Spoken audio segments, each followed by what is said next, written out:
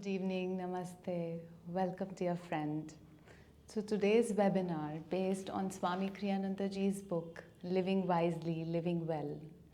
The reading for today is: when setting out to accomplish anything, give less thought to what has already been done than to what is required of this particular task at this particular moment. In the autobiography of a yogi, we've all read Sri Yukteswarji say, "The past lives of all men are filled with dark shames. Everything in your life will improve if you make the right spiritual effort now." He has so importantly told us not to look so much backwards in life, but rather to focus on doing the right thing in the present moment. I will read out an excerpt from Yogananda ji's writings, which is also telling us to basically look in the present, to do the best in the present, and try to accomplish new things. Yogananda ji says, "Sing songs that none have sung, think thoughts that never in the brain have rung, walk in paths that none have trod, weep tears as none have shed for God. Give peace to all to whom none other gave. Claim him your own who's everywhere disclaimed. Love all with love that none have felt, and brave the battle of life with strength unchained." Such beautiful lines. Let's try and understand this concept with the help of a few examples. Let's take the example of a teacher. Now think of a teacher who's been teaching a particular grade of class for many years. She's been teaching the same subjects and almost the same syllabus. She's been using a particular set of examples, a set of stories, and some activities to teach her students. And this she keeps doing year after year, year after year. What do you think will happen? Of course, the students are going to learn what she has to tell them. But what will happen to her own level of joy, her enthusiasm? Won't she start to feel mechanical and bored? So the better thing would be that when every new set of children come to her, students come to her, she should attune into their attitude and aptitude and then devise a new set of activities for them, create new stories, set new examples, and make a class and learning more fun. This way, not only will the children learn more, but also the joy in her life will be maintained. And same is the situation with us. That yes, we've been doing the same tasks over and over again for many years, but we should bring some newness and freshness to them by thinking creatively in the present moment and seeing the need of the hour. Let us also take the example of an Olympian. Yes, an aspiring Olympic athlete must look into the past to see what world records have been set and what his seniors of the past did to improve on their skills and efficiency. But yet, he needs to look into the present moment. He needs to look into his own talents, his own limitations. He also needs to look into the latest techniques and technology that is available to him that can help to increase his efficiency. And then, working the best in the present moment, he can get on to set new world records. For each record is meant to be broken someday. Let us also take the example of a scientist. Yes, a scientist needs to know what discoveries and inventions have been made in the past. But if he doesn't focus on the necessity of the hour of today, then how will he invent new things? And we know necessity is the mother of invention. So if he puts his energy more in the now, he can accomplish more for the now and more for the future. And that's how we get these new gadgets and new technologies all over again. Similarly, for an astronomer, he has to know the map of the heavenly bodies that is already present, that the humans have already mapped. But if he himself wants to see or discover a new heavenly body, or wants to see a heavenly event, then he has to put all his energy, time, and willingness and passion into this very moment. Let me come to my own field, medicine. About 70 to 80 years ago in India, the most predominant diseases were infectious diseases. There was cholera, there was plague, there was smallpox. So the medical research scientists at that time, they put their heads down and found out the ways of diagnosing those diseases, the ways of treating those diseases. And yes, we got a control over these diseases, and some of them have been completely eradicated. In fact, it's a good thing to know that in the last 60, 70 years, the life expectancy of an average Indian has increased by 20 years. From 48 to 50, it is now 68 to 70, which is tremendous. But today in India, the pattern of diseases is changing from infectious diseases to lifestyle disorders like hypertension, obesity, heart disease, diabetes. So the medical research scientist has to focus on today's need and therefore learned to devise new ways of diagnosing, treating, preventing these disorders. Lastly, let me take the example of a poet. The statement that God is love and love is God has been said by n number of poets over thousands of years, many, many times in various ways. But does that mean that the poet who is born today should not write about this ultimate truth, that God is love? In fact, he can access his own creative spirit which is present inside him and yes, create a new composition according to the spirit that he's inspired with. If you remember, Master said to Swamiji that his work in this life was writing, editing and lecturing. To this, Swami said to Master, "But Master, you've written about everything already." And then Master said to Swamiji, "Don't say that. So much more needs to be done." And we can see all around us how beautifully Ananda was created by Swamiji, single-handedly almost. We too, if we try, if we say yes to the responsibilities and challenges of life, can create new things, can accomplish new tasks. Why? Because we are children of God and we have inherited His creative power as our legacy. If we look all around us, we find that the flowers have decorated this planet for thousands of years, and yet every flower is uniquely different and beautiful and fresh as compared to the other. The sun rises every day, and yet every new sunrise is so beautiful, so fresh, and so anew.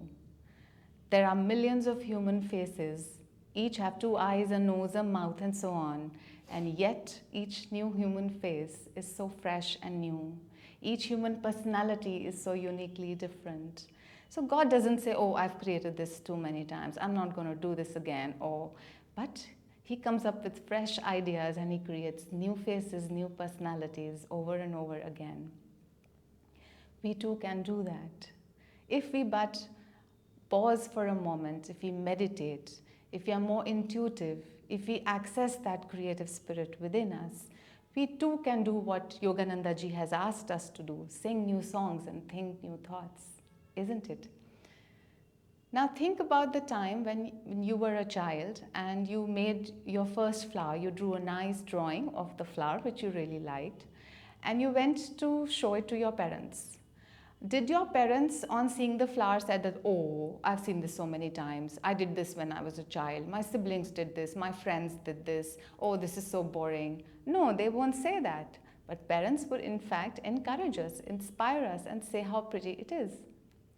The same thing is in our relationship with us as children and God the Father and God the Mother. God has filled our lives with various colors. And if we as His creative children create a painting out of the available colors that are given to us, then won't He appreciate it? And we can feel His appreciation as a sense of fulfillment in our own heart. And if we attune into Him, He'd rather not only appreciate, but in fact He will supply us with fresh ideas to create more and more beautiful paintings.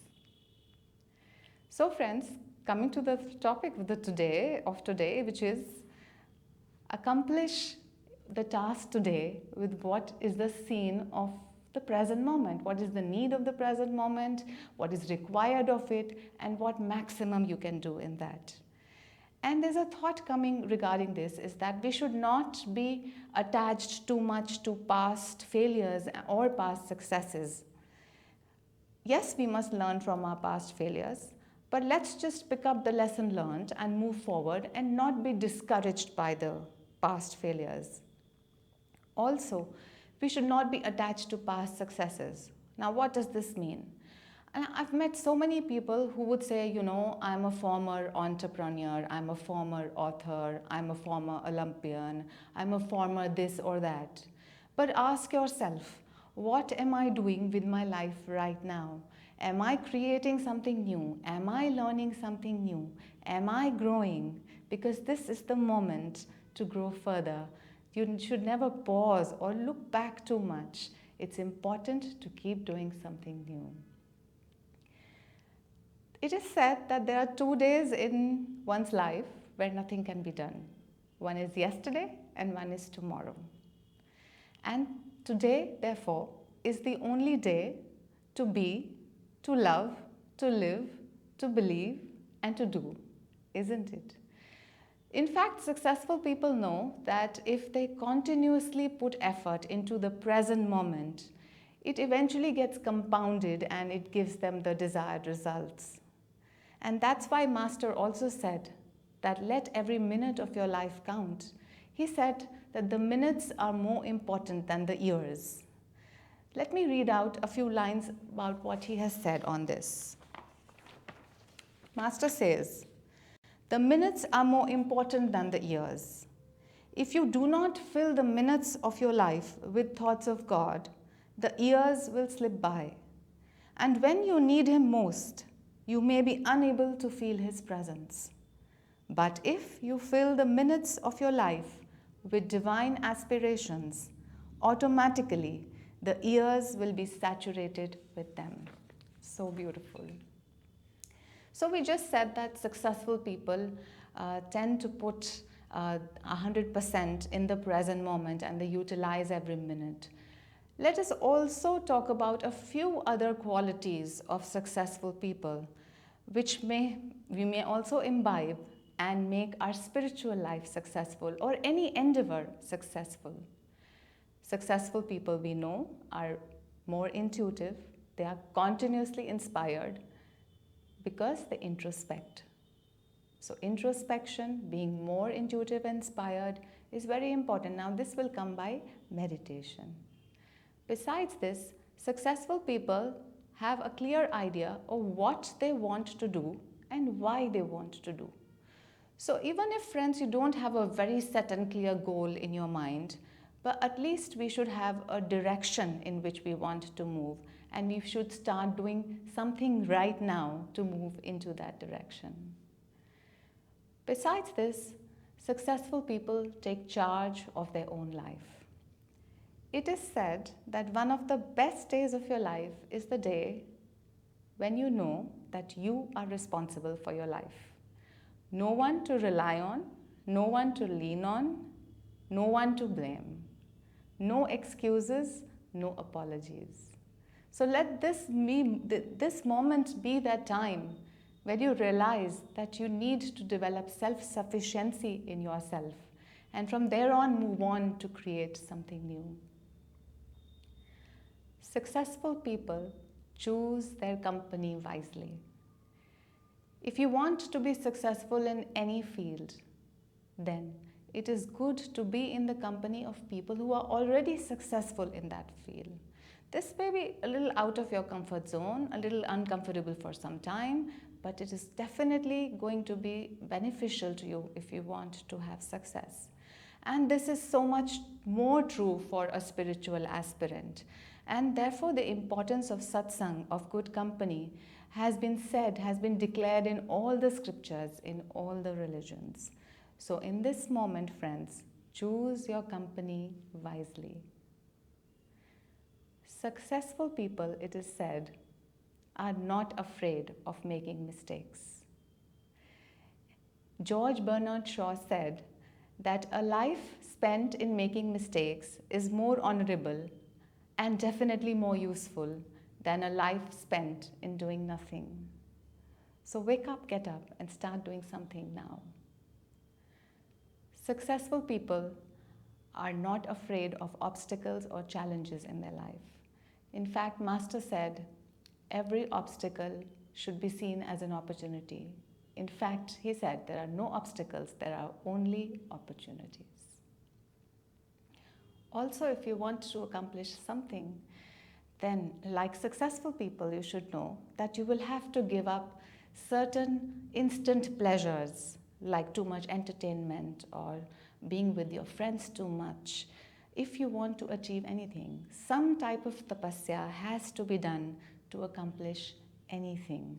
And Master said, seclusion is the price of greatness.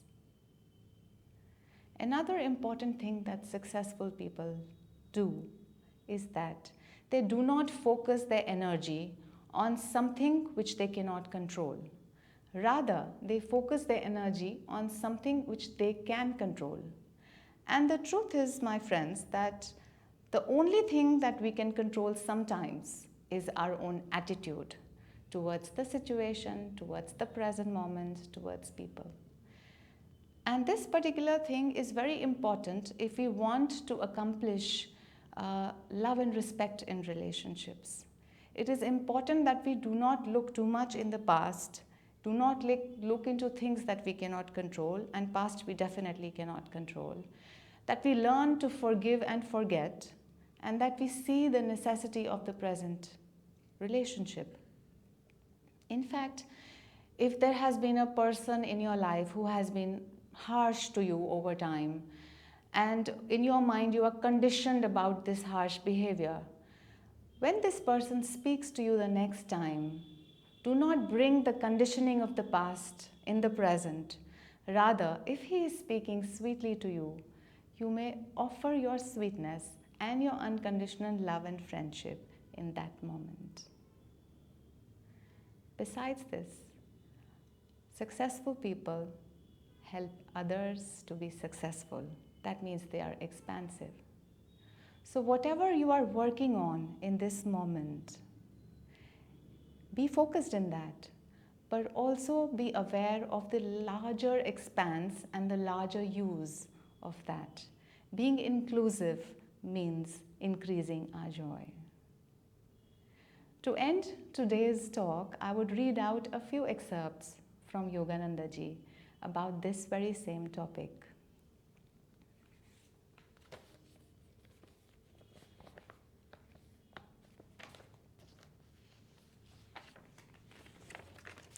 Yogananda ji says, be in love with your present work, but don't remain contented forever with what you are doing.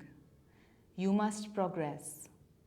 Try to be the very best in your profession. You must express the limitless power of the soul in anything you take up. Every position in life you hold will be the stepping stone to a higher one if you strive to climb upward. You must constantly create and produce new success and not become a business automaton. In another writing, Yogananda ji says, ask yourself this question: have I tried to do that nobody else has done? That is the starting point in the application of initiative. If you haven't thought that far, you are like hundreds of others who erroneously think they have no power to act differently than they do. They are sleepwalkers.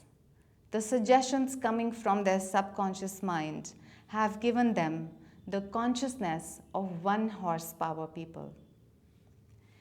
If you have been going through life in this somnambulistic state, you must wake yourself by affirming, I have man's greatest quality, initiative. Every human being has some spark of power by which he can create something that has not been created before. Friends, God's creative music is flowing through each one of us. uniquely. Open yourself and allow him to sing, allow him to compose a beautiful composition so that he may write a beautiful symphony of our lives. Thank you for attending this webinar. Om, peace, Amen.